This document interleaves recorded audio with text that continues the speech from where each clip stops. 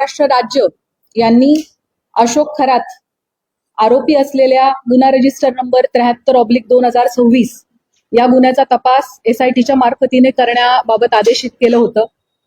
त्यानुसार दिनांक 20 मार्च 2026 या तारखेपासून तो गुन्हा आणि त्याशिवायचे 10 गुन्हे असे एकूण 11 गुन्हे SITकडे तपासाला आहेत. सदर विशेष तपास पथकामध्ये तपास अधिकारी म्हणून 2 पोलीस उपअधीक्षक आहेत, जे माझ्यासोबत दोघंही इथं उपस्थित आहेत. त्याच पद्धतीनं सहाय्यक तपास अधिकारी म्हणून 3 पोलीस निरीक्षक, 3 सहाय्यक पोलीस निरीक्षक, 10 पोलीस उपनिरीक्षक आणि 6 पोलीस अंमलदार असं एकूण 24 लोकांचं आपलं तपास पथक आहे. त्यापैकी काही लोक इथं उपस्थित आहेत, काही लोक उपस्थित राहू शकलेले नाहीयेत. अशोक खरात याच्या विरुद्ध नाशिक आणि नगर जिल्हा या दोन्हींमध्ये मिळून एकूण 12 गुन्हे दाखल झालेले आहेत, ज्यामध्ये अशोक खरात आरोपी आहे. या 12 गुन्ह्यांपैकी 9 गुन्ह्यांचा तपास हा SIT करत आहे, 2 गुन्ह्यांचा तपास अहिल्यानगर पोलीस करत आहेत आणि एका गुन्ह्याचा तपास नाशिक शहर पोलीस करत आहेत. आणि अशोक खरात विरुद्ध नसलेले मात्र या विषयाशी संबंधित असे 2 गुन्हे दाखल आहेत, त्या 2 गुन्ह्यांचा देखील तपास SIT करत आहे. त्यामुळे 9 गुन्हे अशोक खरातच्या विरोधातले आणि विरोधात नसलेले पण संबंधित असलेले 2 गुन्हे असे एकूण 11 गुन्हे आमच्याकडे तपासाला आहेत. गुन्ह्यातील आरोपी विरुद्ध दाखल केलेल्या गुन्ह्यांपैकी आमच्याकडे असलेल्या गुन्ह्यांपैकी 8 गुन्हे हे महिला लैंगिक अत्याचाराचे गुन्हे आहेत आणि उर्वरित 3 गुन्हे हे फसवणूक आणि त्याच्यासोबतच अंधश्रद्धा विरोधी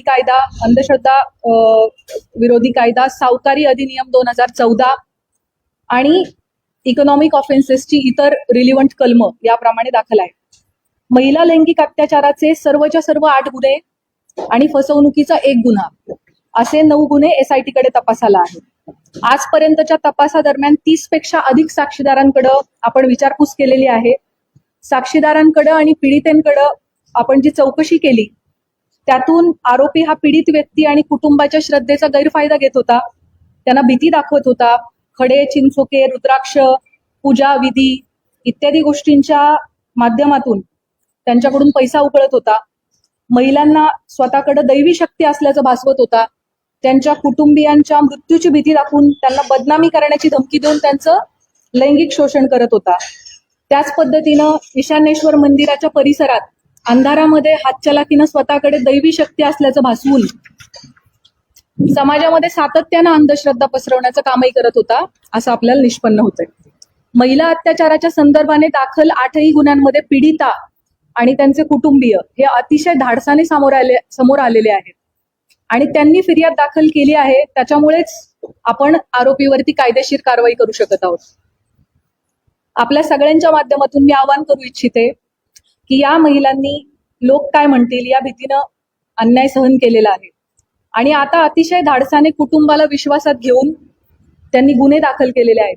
त्यामुळे त्यांची ओळख उघड न करणे, सोशल मीडियावरती त्यांचे व्हिडिओज न पसरवणे, आपल्या मोबाईल्समध्ये असे व्हिडिओ न बाळगणे हे आपल्या सगळ्यांचं नैतिक कर्तव्य तर आहेच, पण त्याचबरोबर माननीय सर्वोच्च आणि उच्च न्यायालयाचे देखील तसे कठोर निर्देश आहेत.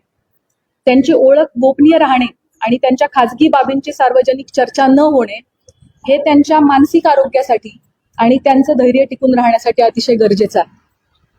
आणि म्हणूनच न्याय संस्थेनं वारंवार absolute ban on identity disclosure अशी भूमिका ठेवलेली आहे. अशा केसेसमध्ये पोलिसांच्या पत्रकार परिषदा बाबतीत देखील मर्यादा निश्चित करण्यात आलेल्या आहेत. पीडितेच्या गोपनीयतेचा भंग ज्या समाज माध्यमातून झाला आहे अशा प्लॅटफॉर्मवरून ती माहिती हटवण्याबाबत न्यायालयाचे निर्देश आहेत. पीडिता किंवा कुटुंबियांच्या मुलाखती घेण्यास बंदी आहे. अंतिम निकाल येण्यापूर्वीच आरोपीच्या प्रतिष्ठेला हानी पोहोचवणारे आणि माध्यमांद्वारे चालवणारा खटला, ज्याला आपण मीडिया ट्रायल असं म्हणतो, अशी परिस्थिती निर्माण करणारे किंवा केवळ तर्कवितर्काच्या आधारित वार्तांकन टाळावे असे निर्देश देखील माननीय उच्च आणि सर्वोच्च न्यायालयांनी प्रसारमाध्यमांना दिलेले आहेत. कलम 72 BNS लैंगिक अत्याचाराच्या पीडितांची ओळख उघड करणाऱ्यांना शिक्षेस पात्र ठरवते. अनुच्छेद 21 भारतीय संविधान पीडितेचा जगण्याचा अधिकार, गोपनीयतेचा अधिकार आणि प्रतिष्ठेचा अधिकार यांचं संरक्षण करतं. जुलै 2025 मध्ये मद्रास उच्च न्यायालयाने एका महिला वकिलाचे तिच्या संमतीशिवाय चित्रण केलेले खाजगी स्वरूपाचे फोटो व्हिडिओ तात्काळ 48 तासांच्या आत काढून टाकण्याचे आदेश दिलेले होते.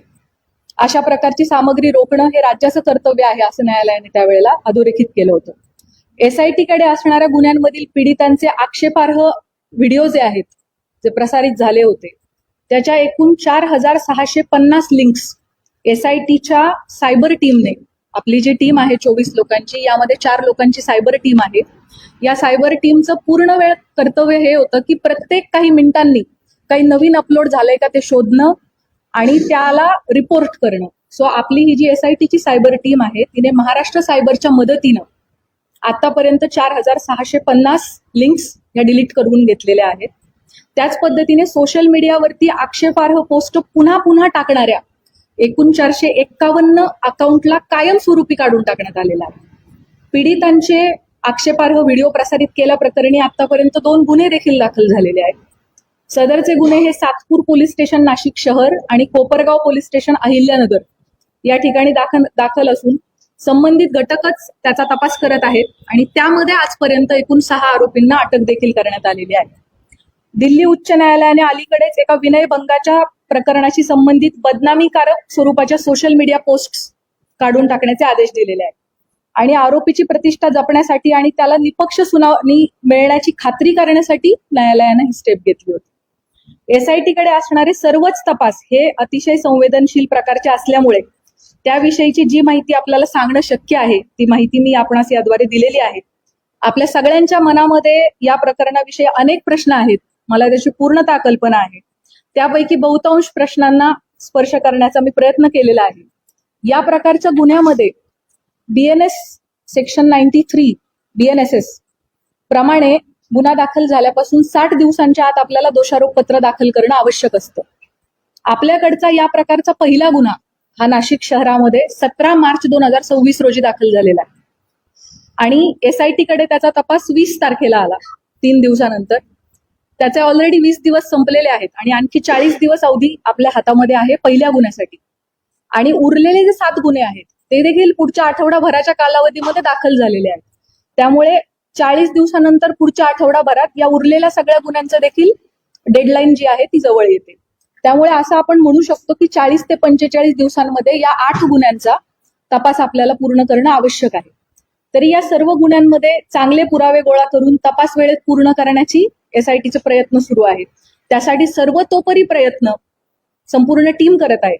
आपल्या सर्वांना विनंती आहे की पीडितांना कोणत्याही प्रकारे मनस्ताप होणार नाही याची समाज म्हणून आपण सगळ्यांनी काळजी घेऊयात. तुमच्या माध्यमातून हे आव्हान, ही विनंती मी सर्वांना करू इच्छिते. आपल्या मनामध्ये पदाधिकारी, अधिकारी यांना SIT कडून बोलवण्यात येणार आहे का, किंवा अमुकला आपण का बोलवले नाही, कधी बोलवणार आहे, अशा प्रकारचे देखील अनेक शंका आणि प्रश्न असू शकतात. अनेक पत्रकार, सामाजिक कार्यकर्ते यांनी वेळोवेळी मला मेसेज करून या प्रकारच्या प्रश्नांची विचारणा केलेली आहे. त्याबाबत मी सांगू इच्छिते की आपल्याकडे दाखल गुन्ह्यामध्ये फिर्यादी आणि साक्षीदार जे सांगतात त्याच्या अनुषंगाने तपास होत असतो. तपासादरम्यान जे पुरावे समोर येतात त्याप्रमाणे पुढील तपास केला जातो. पुराव्याच्या आधारे कोण व्यक्ती सह आरोपी आहे का हे पाहिले जाते. त्यानुसार त्याची चौकशी आणि त्याच्यावरची इतर कायदेशीर कारवाई केली जाते. त्यामुळे या गुन्ह्यांच्या बाबतीमध्ये देखील हा गुन्हा घडण्यासाठी मुख्य आरोपी सोडून इतर कोणी कारणीभूत ठरलं आहे का, कोणी याची इकोसिस्टीम निर्माण करण्यामध्ये सहाय्यभूत ठरलेलं आहे का, या अंगाने सुद्धा आपण तपास करत आहोत. या गुन्ह्यांची पार्श्वभूमी तयार करण्यासाठी कोणी मदत केली आहे का, याबाबत पुराव्यानिशी जर आपल्याला निष्पन्न झालं तर त्याविषयी निश्चित कायदेशीर कारवाई केली जाईल. त्याबाबत आपण कोणीही मनामध्ये कुठल्याही पद्धतीची शंका कृपया बाळगू नये. गेले 17 दिवस SIT या गुन्ह्यांचा तपास करत आहे. आमचा तपास अजूनही सुरू आहे. त्यामुळे बहुतांश प्रश्नाची उत्तरं मी दिलेली आहेत. काही प्रश्न कदाचित अनुत्तरित राहिलेले असतील, परंतु जसजसा तपास पुढे जाईल तशी तशी आपल्याला त्या प्रश्नांची पण उत्तरं मिळतील. महत्वाच्या टप्प्यांवरती SIT कडून आपल्याला ब्रीफिंग दिले जाईल. चार्जशीट दाखल होईपर्यंत आपल्याला या प्रकरणाची गोपनीयता बाळगणं अतिशय आवश्यक आहे. तरी मी आपल्या सगळ्यांकडून सहकार्याची अपेक्षा बाळगते. यापूर्वी अशोक खरात याला पहिल्या गुन्ह्यामध्ये एकूण 14 दिवस पोलीस कोठडी मिळाली होती. ती दिनांक 31 रोजी संपली. दिनांक 1/4/2026 रोजी आपण दुसऱ्या गुन्ह्यात त्याला अटक केली आणि न्यायालयासमोर हजर केलं. दिनांक 2 पासून 7 दिवसांची पोलीस कोठडी उद्या दिनांक 8/4/2026 पर्यंत माननीय न्यायालयाने मंजूर केलेली आहे. आता यानंतर पुढील गुन्ह्यामध्ये पोलीस कोठडी आपल्याला मिळावी यासाठी आपण माननीय न्यायालयाला विनंती करणार आहोत. या दरम्यान तुम्हाला माहित आहेच की काही कारणांसाठी आपण VC द्वारे न्यायालयामध्ये आरोपीला हजर करण्याची परवानगी मागितली होती आणि मागच्या हिअरिंगच्या वेळेला माननीय न्यायालयाने तशी परवानगी आपल्याला दिली होती. घराच्या आर्थिक व्यवहार, प्रॉपर्टीज इत्यादींच्या अनुषंगाने देखील आपल्या मनात भरपूर प्रश्न आहेत, त्याची मला कल्पना आहे. त्याबाबत मी सांगू इच्छिते की या प्रकरणामध्ये ईडीने दखल घेतलेली आहे. ईडीने विशेष तपास पथकाला जी माहिती मागितली आहे आमच्याकडून, ती सगळी माहिती आम्ही त्यांना पुरवलेली आहे आणि भविष्यात देखील ईडीला आमचे पूर्णपणे सहकार्य असणार आहे. भारतीय राज्यघटनेच्या कलम 51(अ) मध्ये भारतीय नागरिकांची मूलभूत कर्तव्ये सांगितलेली आहेत. त्यामध्ये वैज्ञानिक दृष्टिकोन आणि चौकस बुद्धीचा विकास करणे हे आपल्या सगळ्या नागरिकांचे मूलभूत कर्तव्य आहे असं आपलं संविधान सांगतं. या निमित्ताने भविष्यात अंधश्रद्धेपोटी महिलांचं शोषण घडू नये, कोणीही कुठल्याही बंधूच्या फसवणुकीला समाजाने बळी पडू नये यासाठी सतर्क आणि चौकस राहण्याचं आव्हान मी आपल्या मार्फतीने सर्व नागरिकांना करू इच्छिते. अतिशय शॉर्ट नोटीसवर सर्व पत्रकार बंधू भगिनी ह्या प्रेस कॉन्फरन्ससाठी उपलब्ध झालेले आहेत, उपस्थित झालेले आहेत. तर सगळ्यांचे मी मनापासून आभार मानते आणि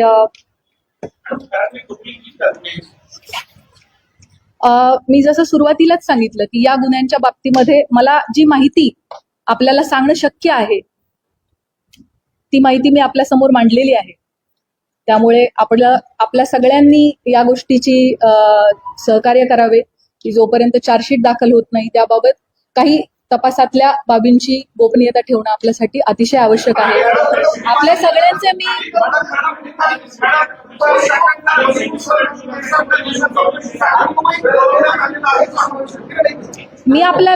मला वाटतं ह्या सगळ्या प्रश्नांची उत्तरं मी ऑलरेडी आपल्याला दिलेली आहेत. सीडीआर लीकच्या बाबतीमध्ये मला एक प्रश्न आता जस्ट कोणीतरी विचारलाय, ज्याचं प्रश्नाचं उत्तर मी दिलं नव्हतं, तेवढं मी देते आणि आपण थांबूयात. अल्पवयीन यामध्ये कोणीही नाहीये. दुसरा जो प्रश्न सीडीआरच्या बाबतीत, याची शासन स्तरावरती चौकशी होत आहे. त्या बाबतीत चौकशीत जे काही निष्पन्न होईल ते आपल्या समोर येईल. थँक्यू. जय हिंद, जय महाराष्ट्र.